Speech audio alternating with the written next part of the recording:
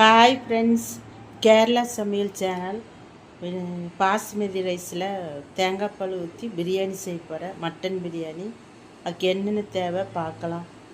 இது 1/2 kilo mutton மஞ்சத்தூள் போட்டு வாஷ் பண்ணி கழுவி தண்ணி ஊற்றி வச்சுருக்கேன். இது சின்ன வெங்காயம் கொஞ்சம், 2 பச்சை மிளகு, 2 பீஸ் இஞ்சி. இது மிக்சியில் ஒரு அடி அடிக்கணும். இது கொஞ்சம் புதினா, 2 தக்காளி, தேங்காய் பால். இதில் இந்த அளவு 1 கப்பு பால் எடுத்திருக்கேன். இது இந்த அளவு 2 பல்லேரி, கொஞ்சம் புதினா இந்த அளவு எடுத்துக்கோங்க. இது பாஸ்மதி ரைஸு 1/4 கிலோ.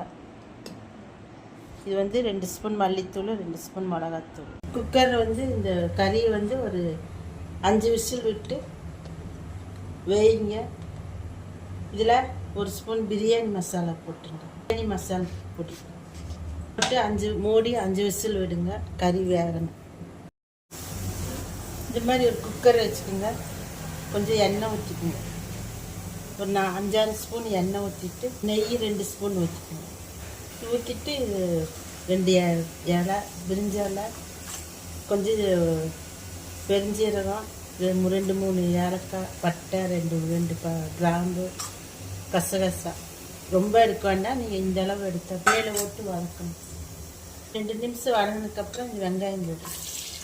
வெங்காயம், இந்த 2 தக்காளி எல்லாம் போட்டு ஒரு 10 நிமிஷம் வதக்கிக்கணும். இந்த அளவு வதங்கினதுக்கப்புறம் இந்த மாதிரி ஒரு அடி அடித்தா போதும். மிக்ஸில் இதில் போட்டு இது ஒரு 5 நிமிஷம் வதக்கணும். இது வதங்கினதுக்கப்புறம் நீங்கள் இந்த பொடியை போடணும். மல்லித்தூள், மிளகாத்தூள் பொடி போடணும். மல்லித்தலை, புதினா போட்டுக்குங்க. போட்டு ஒரு 2 நிமிஷம் வதக்கினா போதும்.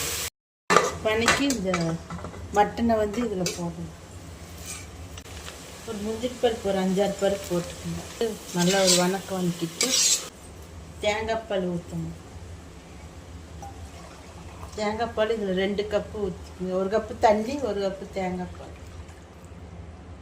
இது கறி வேவிச்சு தண்ணியை இதில் ஊற்றிக்கலாம். அதோட மிக்ஸ் பண்ணி ஊற்றிக்கலாம். கொதிக்கணும். கறி வேகும்போதே உப்பு போட்டுட்டேன். அதனால் நீங்கள் உப்பு ஒன்றும் இல்லை. உப்பு பார்த்துட்டு கடைசியில் வரும். பிரியாணி மசால் பொடி நீங்கள் 1 ஸ்பூன் கறி வேகும்போது போட்டுக்கணும். இது கொதித்து வரணும். கொதித்து அரிசி போடணும். கொதித்து வரும்போது இந்த அரிசி போடணும்.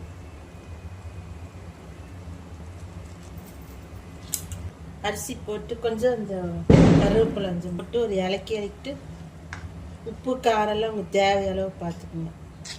1 ஸ்பூன் நெய் ஊற்றிக்கோங்க. இது மூடி 2 விசில் விடணும். 2 விசில் ஆனதுக்கப்புறம் நீங்கள் இந்த குக்கரை ஓப்பன் பண்ணி பாருங்கள். பிரியாணி இது மாதிரி ரெடி ஆயிடுச்சு.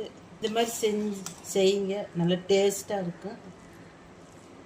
சூடானது கொஞ்சம் இதாக ட்ரை ஆகிடும். நல்லா சோறெல்லாம். ஃப்ரெண்ட்ஸ், இது தேங்காய் பால் பிரியாணி, மட்டன் பிரியாணி ரெடி ஆயிடுச்சு. நீங்கள் இது மாதிரி செஞ்சு சாப்பிடுங்க. நல்லா டேஸ்ட்டாக இருக்கும். உப்பு காரெல்லாம் உங்கள் தேவைக்கு அளவு போட்டுக்குங்க.